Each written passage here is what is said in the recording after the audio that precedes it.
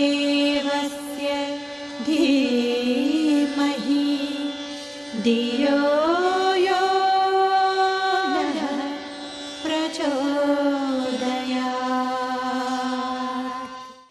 हमारे आत्मीय परिजनों,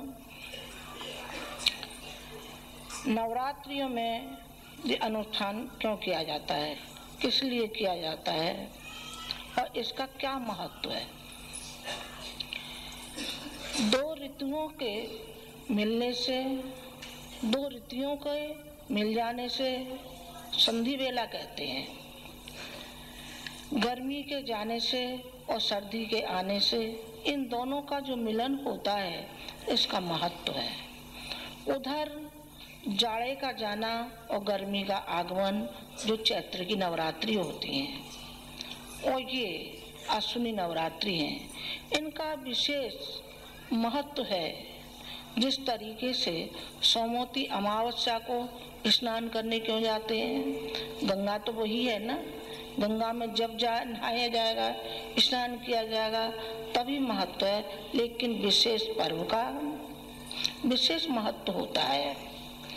जिस तरीके से कुंभ लगता है और कुंभ का विशेष महत्व होता है, इसीलिए ऐसे ही अपनी नवरात्रियों का ये महत्व है। अपने आप में साधक का मन अपने आप में लगता हुआ चला जाता है। यदि साधक का उसमें मन नहीं लगा है तो हम ये मान के चलेंगे कि वो भौतिकी जंजालों में फंसा हुआ है, इसलिए उसका मन भगवान के गायत्री माता की उपासना में नहीं लग रहा है। उपासना में दिलचस्पी है या नहीं है, उसमें फर्क क्या माना जाएगा। उसमें फर्क उसकी मनोभूमि और अंतःकरण को माना जाएगा कि अंतःकरण इसकी भूमि कैसी है। बीज तो इसमें पड़ जाएगा, भगवान की अनुकंपा, दया, ये तो सारे हमको कृपा, उसका अनुदान और वरदान मिलता हुआ हमको चला जाएगा।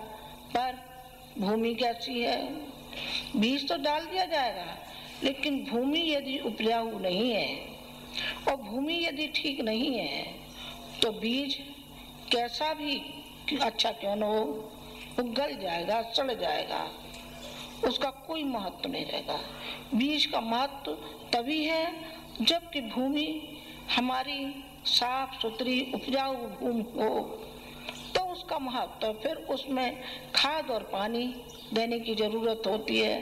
खाद और पानी क्या होता है, वो होती है हमारी श्रद्धा और हमारी निष्ठा और श्रद्धा रूपी जब हम खाद पानी देते हैं तो हमारी उपासना फलीभूत होती है।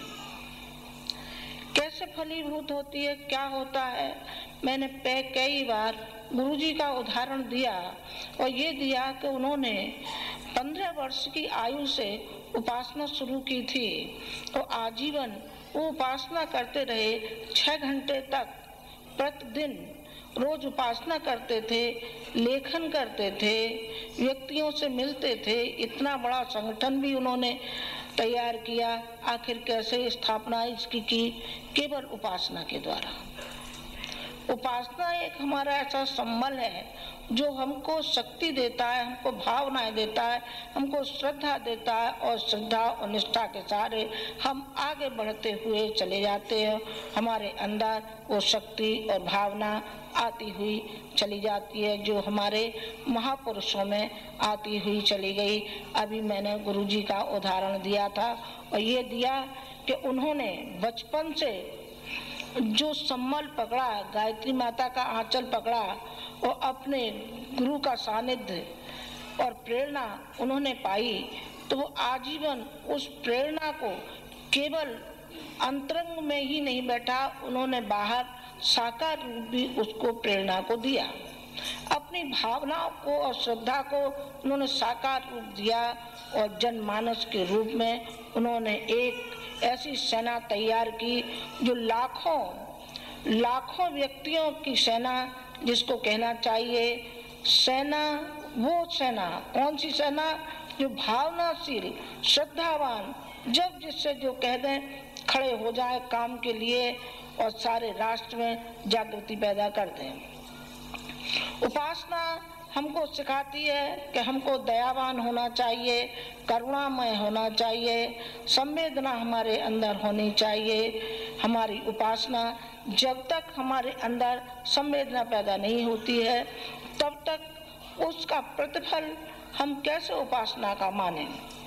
मैं एक आपको उदाहरण देना चाहूंगी सावित्री का, कि सावित्री के पिता सावित्री के लिए वर देख रहे थे। तो सावित्री ने एक बात कही अपने पिता से, पिता यदि आपकी आज्ञा हो तो मैं स्वयं ही अपने लिए वर क्या ढूंढ सकती हूँ। उन्होंने कहा बेटी तू बहुत प्रतिभाशाली बच्ची है और तू अपने लिए स्वयं वर देख सकती है, मैं तुझे आज्ञा देता हूँ। इसका मतलब पीछे बताऊंगी। अब वो गई और ढूंढती फिरी, सब तरफ उसने देखा, कोई उसे दिखाई नहीं पड़ा। एक लड़का दिखाई पड़ा जो कि लकड़ी का गट्ठा लिए हुए सर पर जा रहा था। उसने सावित्री ने कहा, ये लड़के तेरे चेहरे पर इतना तेज कैसे है, इतना तू बलवान कैसे है। उसने कहा मैंने उपासना की है एक, और दूसरी मैंने अपने माता पिता की सेवा की है। मैं राज्य को ठुकरा करके और जंगलों में मैं घूम रहा हूँ अपने जीवन शोधन के लिए, आत्म शोधन के लिए मैं जंगलों में घूम रहा हूँ। उसने उसके गले में वरमाला डाल दी। उन्होंने क्या कहा, सत्यवान ने कहा कि सावित्री तू तो राजकुमारी है, मैं तो एक कंगाल हूँ, मैं तो सब छोड़ करके आया हूँ, क्या तू मेरे साथ रहना पसंद करेगी क्या। उसने कहा कि मैं सत्य के साथ शादी कर रही हूँ, मैं सत्यवान के साथ शादी कर रही हूँ, मैं किसी व्यक्ति से नहीं, मैं तो सत्य के साथ शादी कर रही हूँ और तेरे अंदर मुझे सत्यता दिखाई पड़ रही है, तुझमें प्रतिभा दिखाई पड़ रही है, इसलिए मैं तेरे साथ शादी कर रही हूँ। अर्थात वो शक्ति जिसको हम गायत्री कहते हैं, सावित्री और गायत्री कहते हैं। सावित्री भौतिक और ये गायत्री हमारी पारलौकिक, ये दोनों ही शक्तियां के मिलने को, उसको नतमस्तक होने को, वो दोनों एक ही शक्ति हैं, सावित्री और गायत्री। गायत्री को धारण किया जाता है, पर कब किया जाता है, जब अपने अंतःकरण को कमल की तरीके से खिलने दिया जाना चाहिए। यदि वो कमल की तरीके से वो खिला नहीं है तो गायत्री माता आगे कहाँ बैठेंगी, कूड़े करकट में बैठेंगी।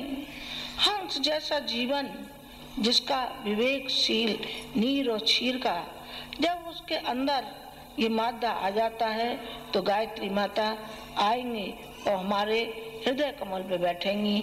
जैसे कि गुरुजी के हृदय कमल पर वो बैठती हुई चली गई, वो निहाल हो गए और गायत्री माता भी निहाल हो गई, जिसको कि एक धूल में दबी हुई हमारी माँ थी, उस माँ को उन्होंने घर घर पहुंचाया। जिस तरीके से भगवान बुद्ध के धर्म चक्र प्रवर्तन में कितने ही व्यक्तियों ने योगदान दिया और घर घर जाकर में के उन्होंने अलख जगाया था, और कहां से कहां बुद्ध धर्म फैलता हुआ चला गया, जिसमें अशोक, संघमित्रा और उनका महेंद्र, अन्य आनंद और भी ढेरों थे। उनमें अंगुलीमाल से लेके अनेक, जो कि कभी 1 से 8 उंगलियों की माला पहनते थे, और जब भगवान बुद्ध की शरण में गए तो उन्होंने सारे विकार अपने त्याग दिए और अच्छे पथ पर, संत के पथ पर वो चलने लगे। जो आज गुरुजी का अनुकरण कर रहे हैं और उस पथ पर चलने की हिम्मत कर रहे हैं, तो मैं उनको महेंद्र ही कहूंगी, उनको मैं अशोक ही कहूंगी। और उनको मैं विवेकानंद ही कहूंगी, उनको मैं अर्जुन ही कहूंगी, उनको मैं शिवाजी ही कहूंगी, क्योंकि उन्होंने हौसला तो कम से कम अपना दिखाया ना, आगे चलने का, पद चिन्हों पर चलने का हौसला तो दिखाया है उन्होंने। हौसला दिखाता कौन है? वो दिखाता है साधक, जिसके अंदर संवेदना के रूप में उभरता हुआ आगे चलता हुआ चला जाता है। जिस तरीके से वाल्मीकि के जीवन में एक समय ऐसा आया, पिछला तो मैं नहीं कहूंगी, आलोचना भी करते हैं, पर पिछला जीवन कैसा था, और जब नारद के कहने पर भगवान से जब जुड़ गए तो काया पलट हो गई, उनकी काया पलट हो गई, और एक पक्षी को, जोड़े को तिल मिलाते हुए उन्होंने देखा, मरते हुए देखा, तो उनकी करुणा फूट पड़ी। पहले नहीं फूटती थी, फिर भगवान से जुड़ने पर करुणा फूटने लगी और उन्होंने वाल्मीकि रामायण की रचना की। संत तुलसीदास का भी ऐसा ही हुआ कि उनकी पत्नी के कहने से, उनकी पत्नी ने कहा कि जितना इस नश्वर शरीर से लगाव है, कहीं भगवान से लगाव हो जाए तो उद्धार हो जाए। फिर भगवान का काम भी करें, भगवान का नाम लें, भगवान का नाम लें जितना, उससे ज्यादा कहीं हम भगवान का काम करें। तो उनको वो बात चुभ गई, और चुभ गई, वो संत तुलसीदास हो गए, और संत तुलसीदास होकर के उन्होंने एक काव्य की रचना की जिसको हम रामायण कहते हैं। और वो रामायण हमारे जनमानस के गुरु शिष्य, भाई भाई, पिता पुत्र, पति पत्नी, सारे के सारे आप उसमें उदाहरण पढ़ते हुए चले जाइए। कैसी बढ़िया काव्य है कि बस कहते मन अघाता नहीं है। ऐसा ही गुरुजी ने 4 पुराणों की उन्होंने ऐसा बनाया कि जनमानस का बना दिया, जो कि आज सारे हरिद्वार में जितने भी आश्रम हैं, सभी आश्रमों में आपके प्रज्ञा पुराण रखे हुए हैं। जो वेदों का उन्होंने भाष्य किया, तो लोग सोचते ही रह जाते हैं कि इन्होंने कैसे कर लिया। 1 से 8 उपनिषदों का भाष्य किया, उनका कैसे कर लिया। एक व्यक्ति इतना कैसे कर सकता है? मैं कहती हूँ एक व्यक्ति क्यों नहीं कर सकता? कर सकता है यदि उसके अंदर वो भावनाएं हो, कर्मठता हो, क्रियाशीलता हो, तो व्यक्ति क्या नहीं कर सकता है? सब कुछ कर सकता है। और उन्होंने करके दिखा दिया। 3200 पुस्तकें उन्होंने अपने जीवन काल में लिख करके ये बताया कि उन्होंने अपने वजन से भी ज्यादा साहित्य लिखा। उन्होंने दिखाया कि उपासना के द्वारा किस तरीके से प्रखरता आती हुई चली जाती है। यदि व्यक्ति ये मान करके चले कि हम उपासना कर रहे हैं भगवान के लिए, अपने अंतरंग के लिए, कि हमारे अंतरंग जो जीवात्मा पर मल और विक्षेप छाए हुए हैं उनको हटाने के लिए हम उपासना करते हैं। लेकिन यहाँ तो उल्टा ही है कुछ। उपासना माने चापलूसी, उपासना माने आशीर्वाद। चलो गुरुजी से आशीर्वाद ले आओ, माता जी से आशीर्वाद ले आओ, पर ये मन में नहीं आया कि गुरुजी और माता जी के पद चिन्हों पर भी हमें चलना है क्या? ये नहीं, हमको बेटा दे दो, हमको बेटी दे दो, हमको पैसा दे दो, हमको ब्याह शादी करा दो, हमारे मुकदमे ठीक करा दो। है तेरी का उपासना इसी का नाम है क्या? इसका नाम नहीं है। भगवान ने कभी किसी को नहीं दिया है। सुदामा से भी मांगा था। सुदामा जब गए कृष्ण के यहाँ और उनकी पत्नी ने भेजा, तो उन्होंने पहले ये कहा कि पहले ये बताओ आप लाए क्या हो, लाइए दीजिए हमको। उन्होंने कहा हम क्या दे सकते हैं? उन्होंने कहा झूठ मत बोल, तेरी बगल में पोटली बंधी है, ला चावल। तो चावल ही मांगने चले गए। सबरी के यहाँ गए, माँ भी भगवान मांगते हुए चले गए। ये सबरी तू दे, तेरे पास जो कुछ है सो दे। भगवान मेरे पास कुछ नहीं है, मैं गरीब हूँ, मेरे पास कहाँ आया, मेरा तो छुआ कोई पानी भी नहीं पीता है। भगवान कहते हैं सबरी कौन कहता है तू अछूत है, तू तो मेरी प्यारी भक्तों में से है, ला जो तेरे पास है। भगवान मेरे पास तो बेर है, वो भी चक चक के झूठे बेर भगवान राम खा रहे हैं। ये कौन करता है? ये वो करता है जो भगवान का प्रिय है और जो भगवान को स्मरण करता है, वो भेदभाव नहीं करता, वो सारे मानव जाति को एक ही तराजू में तोलता है। विदुर के यहाँ पहुंचे भगवान कृष्ण, दावत दी गई थी, दुर्योधन ने दावत दी कि आप हमारे यहाँ आइए, लेकिन उनके यहाँ का कुधान्य उन्होंने नहीं खाया। साधक कभी कुधान्य नहीं खाता है, बेईमानी नहीं करता, चोरी चमारी नहीं करता,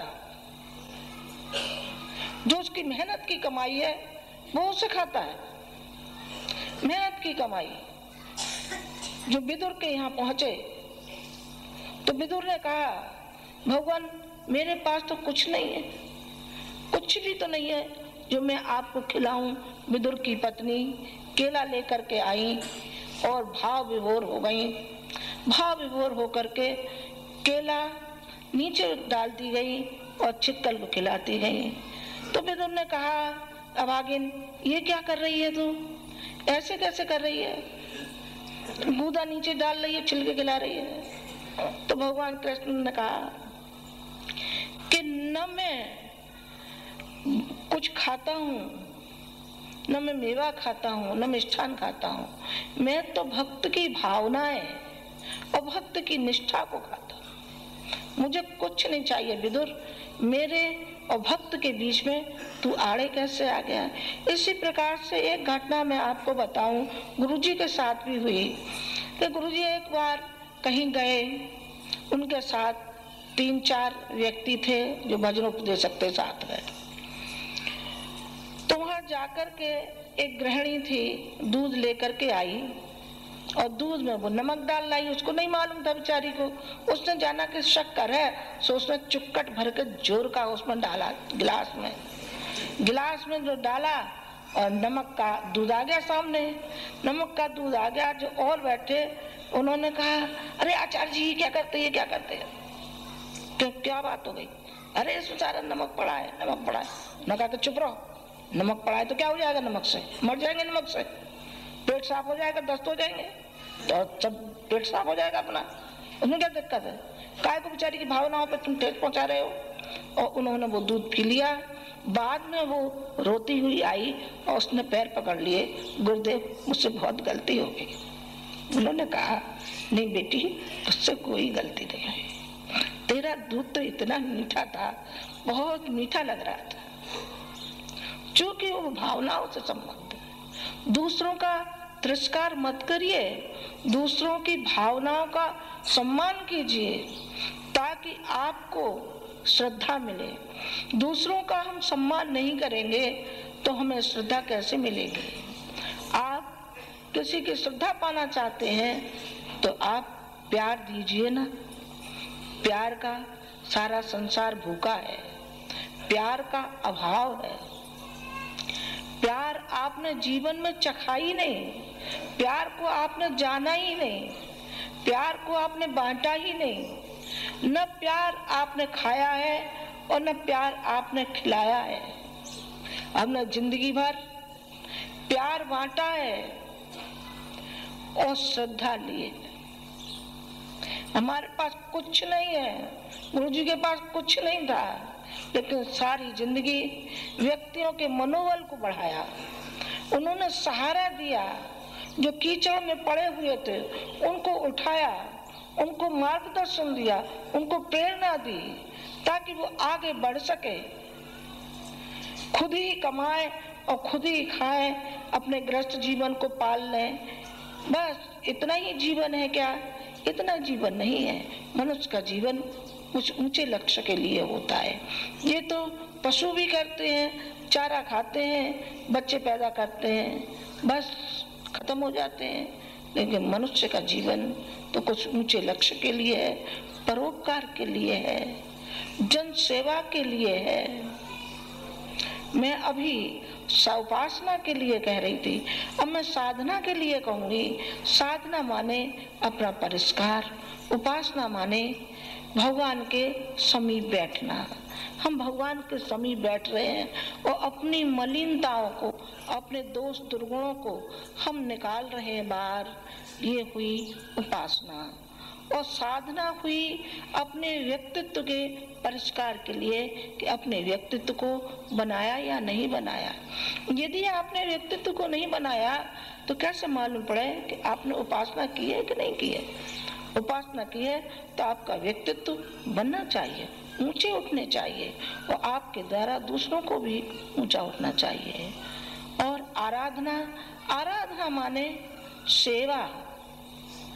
सेवा बहुत जरूरत है समाज को, राष्ट्र को, आप जैसे भावनाशीलों की बहुत आवश्यकता है। ऊपर से चाहे रंगो चाहे मत रंगो, लेकिन अंतरंग को रंगो, अंतरंग को रंगो। इसमें एक गीत की कड़ी है, ने कहा है, मेरा रंग दे बसंती चोला। चोला को रंगो, कपड़ों को रंग लिया वो बहुत अच्छी बात है, रंगना ही चाहिए। ये सादगी का है, ये त्याग का है। ये हम हर अपने परिजन से कहते हैं कि आपको ब्राह्मणोचित जीवन जीना चाहिए। गायत्री किसकी है? ब्राह्मण की, ब्राह्मण की है, केवल ब्राह्मण की। ब्राह्मण का अर्थ ब्रह्म तेज। ब्रह्म तेज। मैं आपको एक उदाहरण और सुनाऊंगी। वो उदाहरण है कि विश्वामित्र लड़ाई पर जा रहे थे तो 10,000 सेना थी उनके पास। मार्ग में ऐसा समय आया जो खाने पीने को नहीं था। वशिष्ठ जी का आश्रम पड़ा तो वशिष्ठ जी ने कहा, आप हमारे यहाँ आइए, आपको आमंत्रण है और हम आपको खिलाएंगे। उन्होंने कहा कि तुम्हारे आश्रम में तो थोड़े से फल फूल रख के तुम क्या खिला सकते हो मुझे। तो उन्होंने कहा, आप बैठिए तो सही, हम आपको खिलाएंगे। और उन्होंने 10,000 व्यक्तियों को खिलाया। तो उन्होंने विश्वामित्र जी ने कहा कि वशिष्ठ जी ये बताइए कि आप ये लाए कहाँ से। उन्होंने कहा कि मेरे पास अपार शक्ति है, गायत्री मंत्र की मेरे पास शक्ति है। मैं उपासना करता हूँ और मेरे पास नंदिनी है, नंदिनी गाय है, गाय और गायत्री। उन्होंने कहा कि मेरे पास नंदिनी है। तो उन्होंने कहा, इस नंदिनी को मुझे दे दो। उन्होंने कहा, ये नंदिनी मेरे सिवाय और किसी के पास नहीं जा सकती। क्योंकि वशिष्ठ जी ने मार्गदर्शन देते थे, राज्य पे राज्य बदलते हुए चले गए, दशरथ होते चले गए, अन्य होते हुए चले गए, राम राज्य की स्थापना हुई, लेकिन वशिष्ठ नहीं बदले। वशिष्ठ का संचालन होता था, वो संचालन करते थे, मार्गदर्शन देते थे, पर प्रलोभन से अलग थे। वो प्रलोभन उनके ऊपर सवार नहीं था, प्रलोभन से अलग थे। तो उन्होंने कहा कि ये शक्ति मुझसे अलग नहीं जा सकती। उन्होंने कहा कि हम बलपूर्वक इसको ले जाएंगे और बलपूर्वक नंदिनी को ले गए। नंदिनी को ले गए, लेकिन उनके काम नहीं आई। काम नहीं आई तो उन्होंने फिर आकर के वापस ये कहा, धिग क्षत्रिय बलम और तेजो बलम बलम बलम।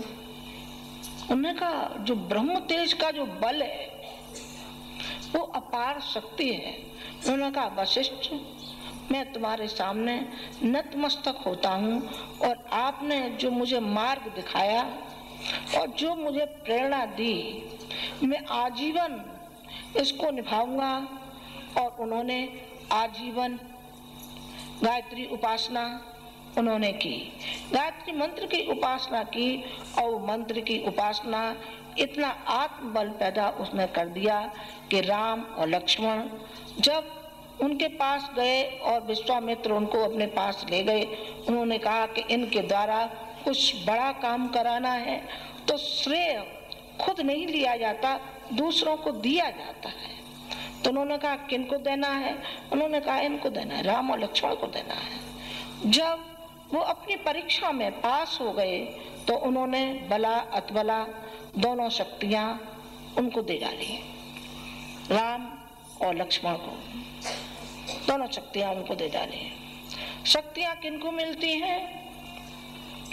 उनको मिलती हैं जो अपना परिष्कार कर लेता है, अपने आत्मबल को ऊंचा उठा लेता है, कायर नहीं कहलाता, बुज़दिल नहीं कहलाता है, दया और करुणा उसके अंदर भरी हुई होती है।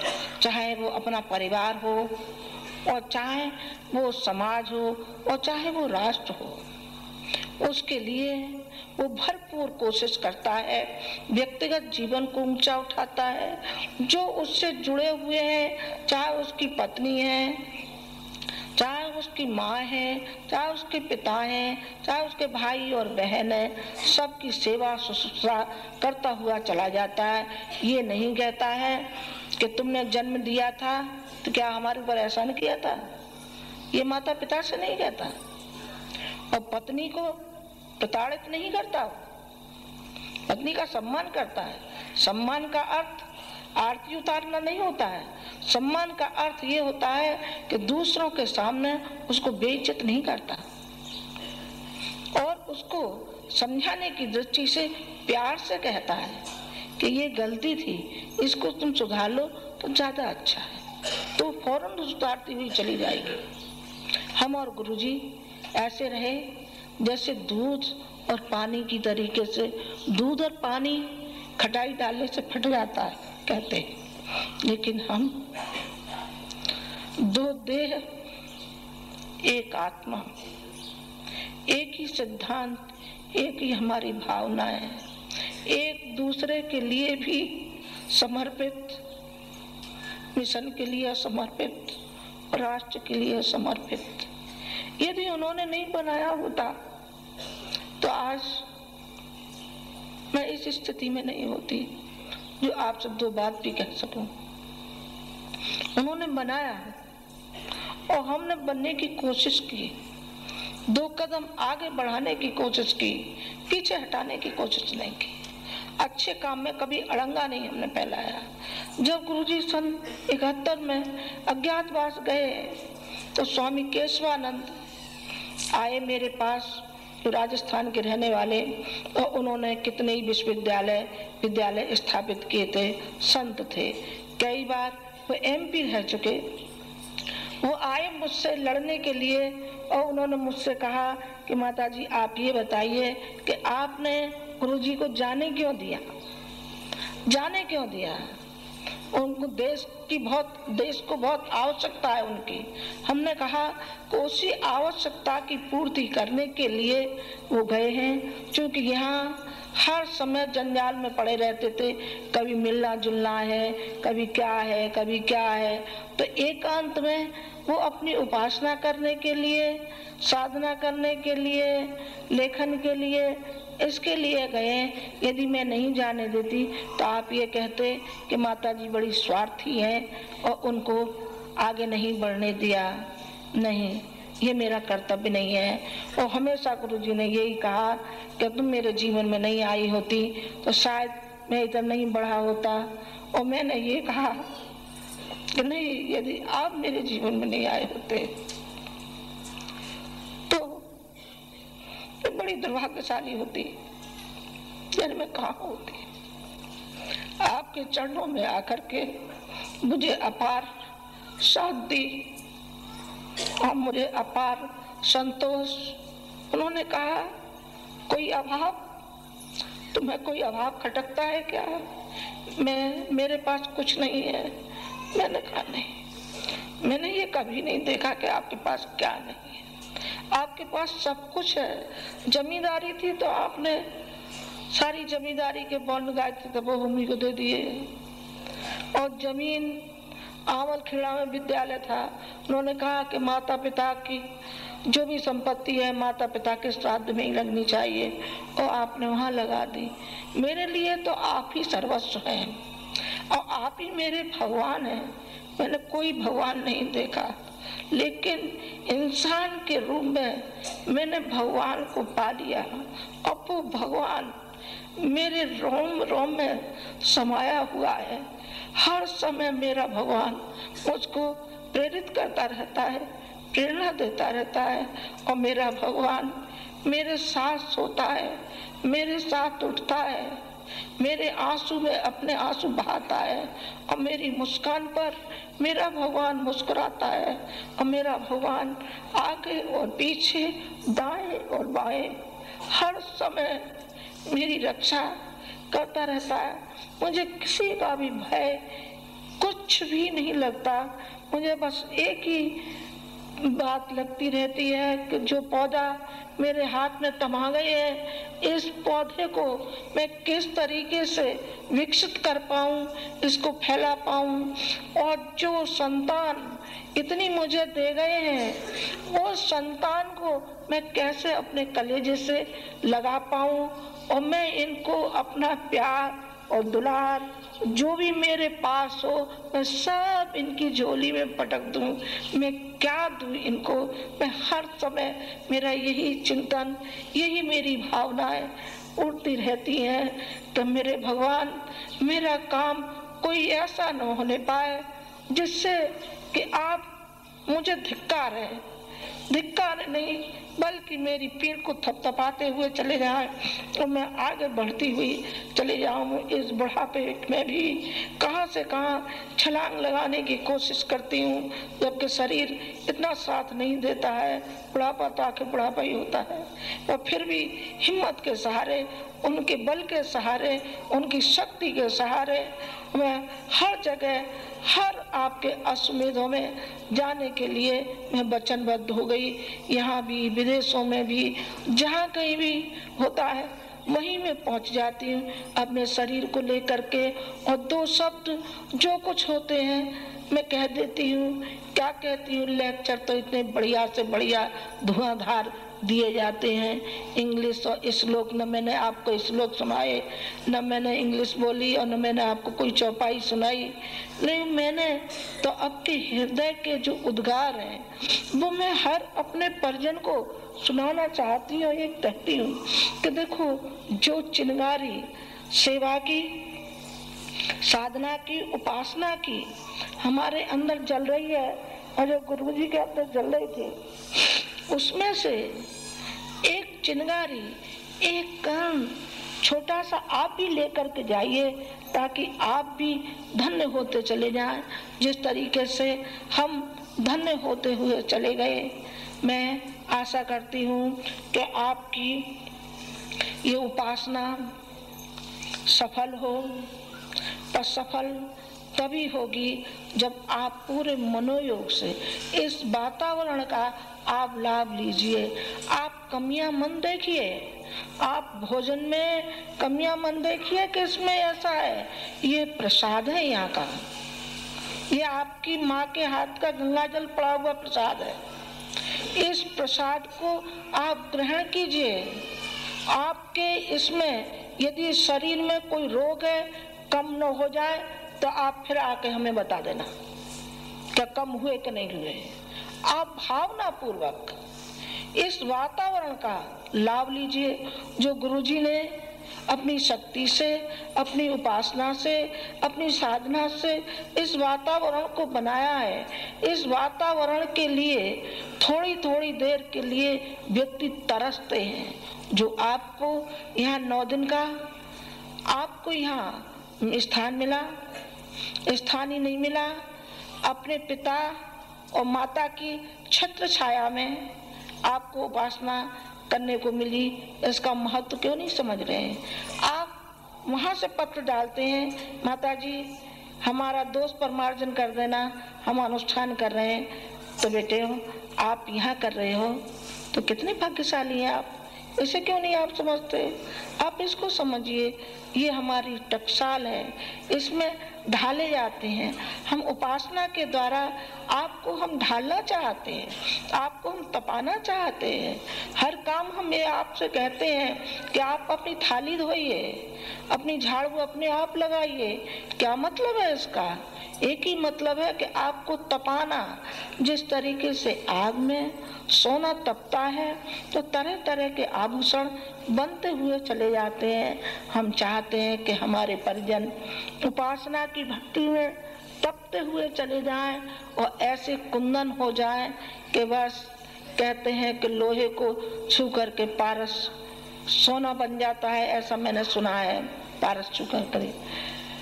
आप भी बन सकते हैं। हाँ, आप उस मंत्र रूपी सोने से और मंत्र रूपी उससे आप ऐसे बनते हुए चले जाएंगे कि बस जैसे उन्होंने, एक संत थे, एक याचक था, तो उसने ये कहा कि आप ये बताइए कि ये कहते हैं कि लोहा इसे छूकर के, पारस से छूकर के सोना बन जाता है, तो क्या ऐसा सच है क्या? उन्होंने कहा हाँ बिल्कुल सच है, ऐसा ही सच है। तो उन्होंने, क्या ये डब्बा आपके यहाँ रखा है तो क्या मैं ये मानूं कि ये भी सोने का होगा? उन्होंने कहा कि तुम्हें इसमें कुछ भ्रम है तो आप उठा करके लाओ इस डब्बे को। और उन्होंने वो डब्बा उठा करके ले आया। उन्होंने कहा कि अब इसको खोलो तो सही है। वो डब्बा खोल दिया और डब्बे के अंदर जहाँ पारस रखा हुआ था, उस पारस के बीच में एक दीवार थी जो कपड़े की थी। उन्होंने कहा कि तुमने देखा इसमें कुछ देख रहे हो? उन्होंने कहा नहीं दिखाई पड़ा। उन्होंने कहा गहराई से देखो। उन्होंने कहा हाँ देख लिया। क्या देखा?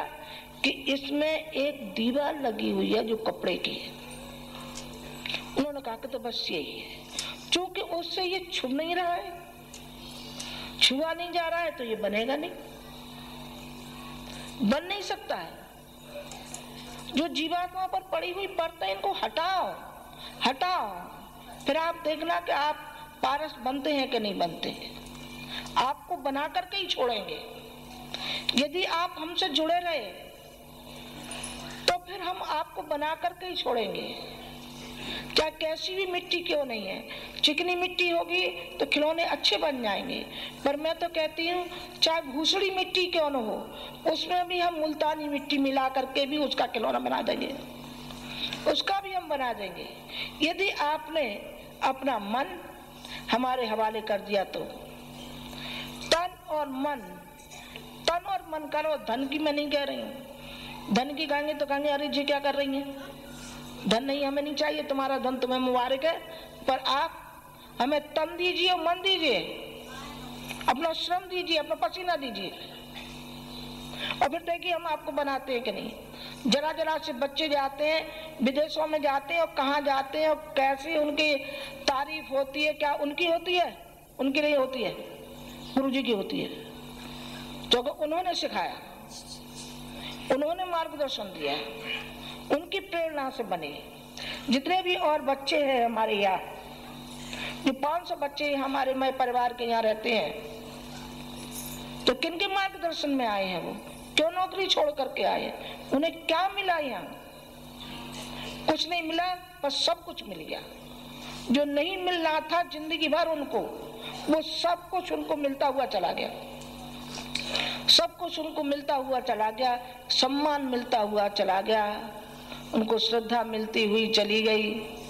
जो कि लोग तरसते हैं जरा जरा से, भाई साहब, श्रीमान जी, संत जी। मम्मा गई लंदन गई तो हमारे लड़के और आ रहे थे, तो उनके पाँव छू रहे थे सब। तो बोली मुझसे, माताजी वो संत जी आए हैं ना बाहर, तो कई संत खड़े हैं। तो मैंने कई संत खड़े हैं बेटी, तू बुला ला अंदर उन संतों को मेरे पास। वो संत सब मेरे ही बेटे हैं, सब मेरे ही बेटे। मैं तो आपको हवाला दे रही थी कि जुड़ने से कितना लाभ होता है। हम लाभ यदि लेना चाहते हैं तो उस परम ब्रह्म से हम जुड़ जाए। अभी जुड़े नहीं, पूरे मन से जुड़े नहीं। एक उदाहरण दे के खत्म कर दूंगी, फिर मैं यूँ कहेंगे माता जी हर बार एक उदाहरण कहती हैं, फिर कह देती एक और दे रही हूँ। तो मैं एक और मैं आपको सुनाना चाहती थी एक उदाहरण कि व्यक्ति जुड़ने पर कितना उसको मिलता है। एक राजा थे और एक ब्राह्मण थे। तो ब्राह्मण ने एक सेठ जी को रुपया दिया हुआ था सूद पर। तो उसकी लड़की की शादी, उन्होंने कहा जब मेरी लड़की की शादी होगी तब मैं आपसे ले जाऊंगा। उन्होंने कहा ले जाना। तो उसकी लड़की की शादी होने को थी तो उन्होंने कहा लाइए सेठ जी रुपया। सेठ जी बोले मुनीम जी जरा देखना। जरा देखने का क्या मतलब होता है? ना स्पष्ट होता है कि जरा देखना है क्या इसका। उन्होंने कहा नहीं है सेठ जी, जरा भी नहीं है। अब वो रोते हुए चले गए। रोते हुए जा रहे थे तो रास्ते में राजा की सवारी आ रही थी। राजा की सवारी आ रही थी तो राजा ने देखा कि एक व्यक्ति रोता हुआ जा रहा है। मेरे राज्य में तो कोई रोया नहीं, ये कैसे रोता, कोई दिक्कत होगी। उन्होंने अपने राज दरबार में बुलाया और उससे पूछा कि आप बताइए आपको क्या दिक्कत है, आप रो क्यों रहे थे। उन्होंने कहा महाराज क्या बताऊं राजन, मेरा पैसा था उस सेठ पे तो मुझे दिया नहीं है, मेरी लड़की की शादी है। तो उन्होंने कहा तो ऐसा करना, कल फिर सवारी निकलेगी और तुम वहीं खड़े होना जहाँ सेठ जी की दुकान है। मैंने कहा अच्छा, हो जाऊंगा खड़ा। अब मन ही मन सोचने लगा कि खड़ा होने से और मेरे रुपए क्या संगति है, कोई संगति तो नहीं है। जब वहाँ सवारी जाकर के पहुंची और राजा उतरा और राजा ने कहा अरे गुरुदेव आपका ये स्थान नहीं है, ये स्थान है, यहाँ बैठिए मेरे बराबर। अब ब्राह्मण बैठ गए और 5 मिनट ही पीछे वो उसको उतार दिया। उन्होंने कहा काय को तो उतारा और काय को हमें बैठाना जी, क्या मतलब? मेरा तो रोने का रोना ही रह गया। रोने का रोना नहीं रहा, उधर जो सेठ था वो तिलमिलाया। उसके मन में खलबली पड़ी पेट में। उन्होंने कहा कि ये क्या हुआ, जो तो राजा के बराबर बैठा है और नहीं दिए तो हमारी कलम हो जाएगी पूरी। दूसरे ही दिन बोला क्या, बुलवाया, आइए महाराज आइए। अरे हम तो बिल्कुल भूल ही गए थे, जो गलती है इस मुनीम की है, इसने नहीं देखा था, आपका तो जमा था इसमें। आप लीजिए, ये लीजिए अपना धन, 500 रुपए और ले जाइए, मेरी ओर से कन्यादान कर देना आप। राजा से मिलकर के जब इतना लाभ हो सकता है तो शक्ति से मिलने पर हमें कितना लाभ होगा ये समझिए। वो तो शरीरधारी था और जो सारे जगत में सत्ता समाई हुई है उस सत्ता को हम अपना समर्पण कर देते तो कोई घाटा रहेगा? गुरुजी को कोई घाटा रहा? घाटा रहेगा तुमको, हमें तो बिल्कुल घाटा नहीं रहा। देख संतान है तो हमारे पास इतनी लाखों एक के लिए मरे जाते हैं, ला हमारे बच्चा पैदा करो, हमारे बच्चा पैदा करो। तो हमारे बच्चे क्या कहने के, कितनी बच्चियां बैठियां रही, इतनी तो यही देख लो तुम। ये कौन है हमारी बेटी है, आप कौन है हमारे बेटे हैं, कितनी संख्या है, 60 लाखों की संख्या है। गुरुजी ये कहा करते थे कि माताजी, विनोद में कहा करते थे कि माताजी तो रानी मक्खी हैं, इनकी संतान का क्या कहना है। हमारी संतान इतनी है, कितनी संतान है गिनने में भी नहीं आएगी। और पैसा आपको बता दें, बताएंगे नहीं, बताएंगे तो आप निकाल ले जाएंगे, पर हमारे पास हमने रखा ही नहीं है जो निकाल के ले जाओ। हमारे बैंक बैलेंस कुछ भी नहीं है। पर कितनी बैंक हैं, जो इतनी बैंक है तो आप ही सब बैठे हैं। हमारी बैंक नहीं है तो कौन है? हमारी बैंक है। जब चाहेंगे तभी जेब में से निकाल लेंगे, तभी निकाल लेंगे। करोड़ों रुपए की, अरबों रुपए की तो शक्तिपीठ है, जो 4000 शक्तिपीठें बनी है। देखा कितना इन्होंने पैसा लगाया कि नहीं लगाया, और ब्रह्मवर्चस्व में लगाया कि नहीं लगाया, जो शांति कुंज जो गायत्री नगर में लगाया कि नहीं, गायत्री तपोवन में लगाया कि नहीं, आंवल खेड़े में देखे वहां लगाया कि नहीं लगाया। जी पैसे वाले हम हैं कि नहीं है, बता। हम पैसे वाले हैं? कौन कहता है हमारे पास पैसा नहीं है? हमारे पास बहुत दौलत है, और इतनी दौलत है कि उस दौलत को हम जितना खर्च करें उतनी दौलत हमारी बढ़ती चली जाएगी। वो दौलत है आप सबकी, हमारी दौलत है, आपको हम अपनी दौलत मानते हैं, इसीलिए उस दौलत को हम खर्च भी करते हैं। तो चलो समाज सेवा के लिए, राष्ट्र की सेवा के लिए बहुत जरूरत है। जब गुरुजी ने सारी जिंदगी सेवा की तो आपको नहीं करनी चाहिए? आपको करनी चाहिए। स्वतंत्रता आंदोलन में 3.25 साल जेल में रहे, और जेल में ही नहीं रहे थे बल्कि आगरा जिले के जितने भी गांव थे सबके किसानों की लगान माफ करा दी थी उन्होंने। और जब कोतवाल पकड़ने को आया था तो सीना तान के खड़े हो गए थे। उन्हें क्या डरना है इससे? उन्होंने कहा कि हम तो मत्ती जी को ढूंढने आए हैं। सारे के सारे भाग गए, आवल खेड़े में जितने भी थे, जितने स्वतंत्रता सेनानी वाले सब भाग गए, इधर उधर दुबक गए, और वो नहीं दुबक गए। उन्होंने कहा कि क्या बात है साहब, कि हम मत्ती जी को ढूंढने आए। श्री राम मत राम रखा था, क्योंकि झंडा मुंह में पाया गया था, 3 दिन बेहोश रहे थे, इसलिए उनका नाम मत्त जी नाम रख लिया था। उनके जो सहयोगी थे, मित्र थे, जगन प्रसाद रावत और भी जो थे, उन्होंने उनका नाम मत्त जी राम रख लिया था। उन्होंने कहा कि हम मत्त जी को पकड़ने आए हैं। उन्होंने कहा साहब मैं ही नाची मत्त जी जो आपके सामने खड़ा हूँ।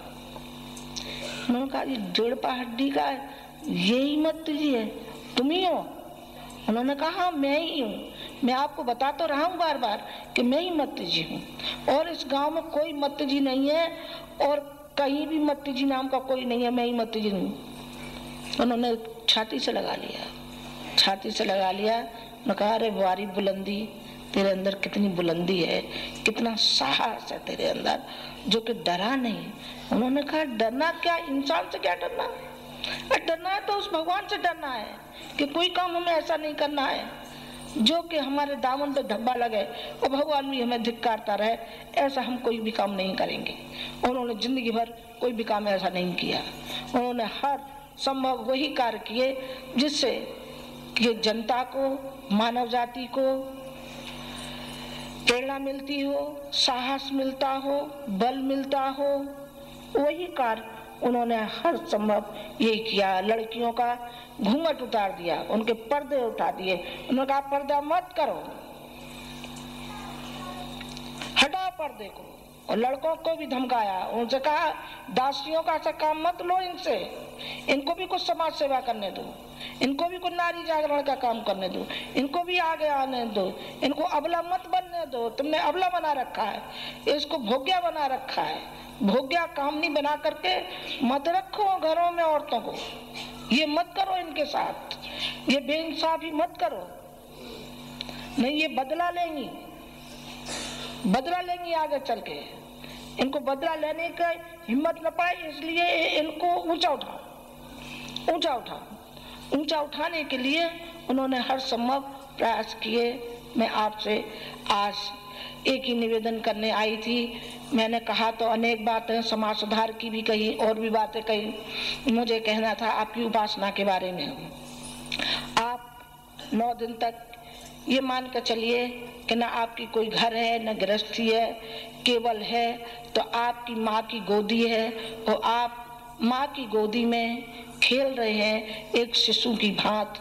अपनी कोई मनोकामना, कोई भी आपकी मनोकामना नहीं है, मनोकामना को छोड़ दीजिए। यदि कुछ मदद आपकी कर सकते होंगे तो हम आपकी मदद आपकी मनोकामनाओं में हम जरूर करेंगे।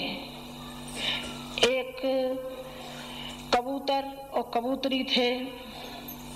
एक बहेलिया आया और बहेलिया उस पेड़ के नीचे भूखा लेट गया।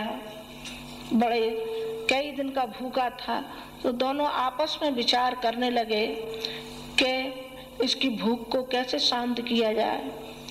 तो दोनों ने आपस में विचार किया क्यों न हम इसका सहयोग करें।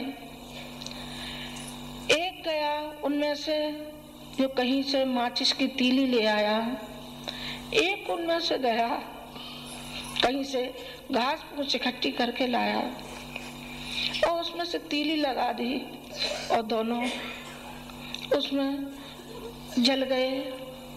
बहेलिया उठा और बहेलिया ने अपने भाग्य को सराहा और ये कहा मुझे ये भोजन मिल गया।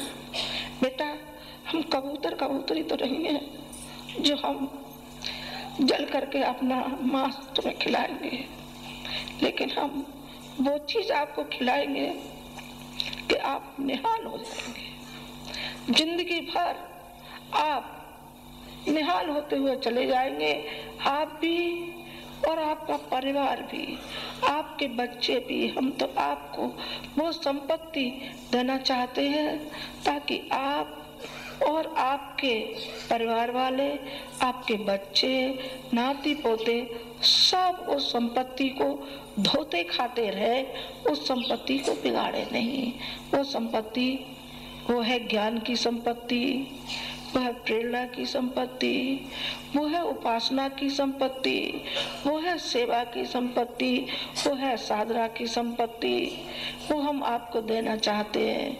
इन्हीं शब्दों के साथ आज की बात समाप्त। ओम शांति।